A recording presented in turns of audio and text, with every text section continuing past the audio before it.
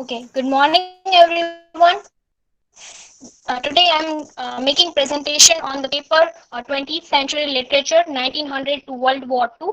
My topic is why Virginia Woolf is so important. By understanding the topic that why Virginia Woolf is so important, we have to take a look over her biography. She was born in London in a very rich family. Her full name was Adeline Virginia Stephen. She was very nervous when in later in her life because she was condemned with so many family situations or so many we can say family content was there in her breakdowns. The year in which she was getting the first nervous breakdown was the year of 1895. She was very conscious about her family. Everyone is very aware of her suicidal note and everything which is depicting the literary consciousness as well. Her experimented works are stream of consciousness, underlying emotional motives and characters. Now, this is very important. We have to come to the emotional motive when we talk about Virginia Woolf, because in her in every part of her character, she has some sympathetic motive, or we can say touchment or sentiments with her own character. She also have autobiographical elements in her novels. We had already learned about Orlando, and the third one is fractured narrative chronology. And we can still say today that her impact is still felt today. Now, the very fascinating thing, or we can say very important thing which she had done, or which is very shocking to every literary laureate or any person who is connected to literature, is her suicide. In the year 1941, she committed suicide by drawing herself near her home in the road mill. And the very shocking thing is that she filled her pockets with stones and jumped into the river. Then she left a suicide note, and it was telling that I have a feeling that I shall go mad. I cannot go on longer in these terrible times. I shall recover this time, and I hear voices and cannot concentrate on my works. And I have fought against it, but cannot fight any longer. I mean, any literary person who has a deep down thinking, which we like normal people doesn't have that much of deep thinking, and these type of peoples are making suicides. I mean, this is very tragic thing. As much as her characters also have vulnerable tragic situations having in their novels. The another thing is that her main concern on the themes is like the social pressures that she also involved in her novels and in every piece of art what she makes.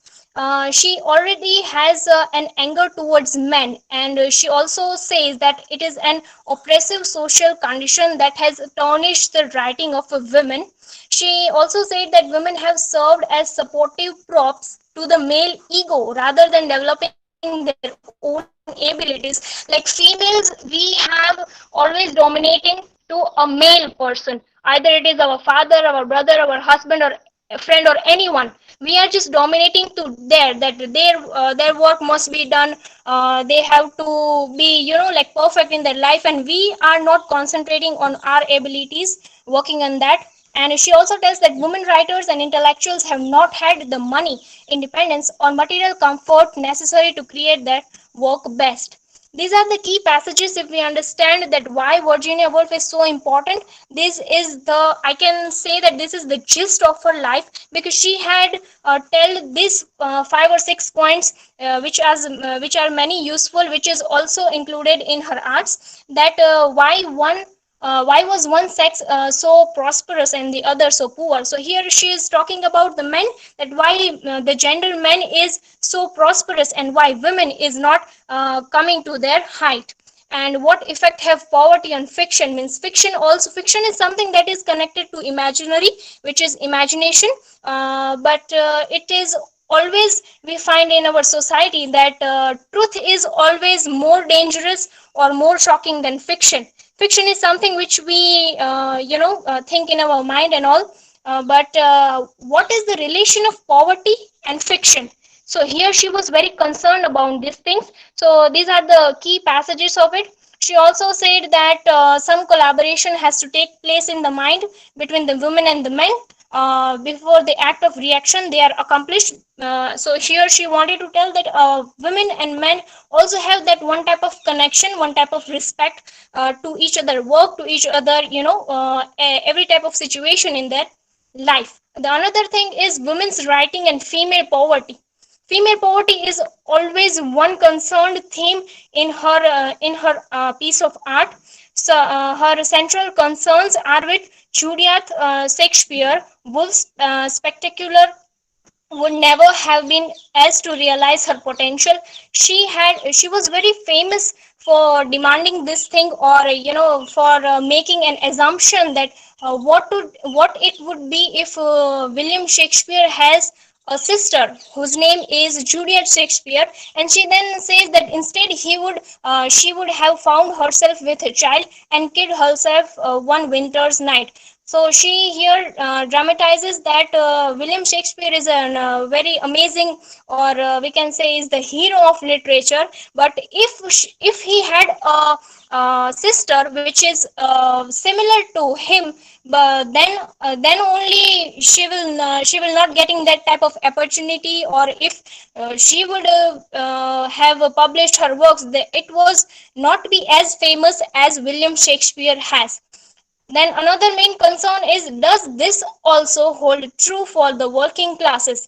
Virginia Woolf also concentrate on the genius workings of the working classes. She also said that yet genius of a sort must have existed among women as it must have existed among the working class. Means genius always genius peoples are, and the working class peoples are always trusted as they are working, they are earning money, means they have everything in their life. And women who are doing works in homes, or making small things which can make their life happy, they are not given that much of importance as the man gets in the society.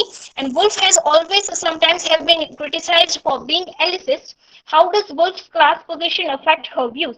Many people will say that Virginia Woolf comes from a very rich society, rich family. Then how can she believe on the virtue and the feeling and the views of the people who are really very poor? And her theories about writing in poverty for both men and women are valid today. So this is a major question which she left with her amazing writings, that these theories, the theories of Virginia Woolf, does it make any chance, or does it make any difference in today's life? Does it valid today that men and women are not equal today? We are considering that equal, but somehow it is not equal.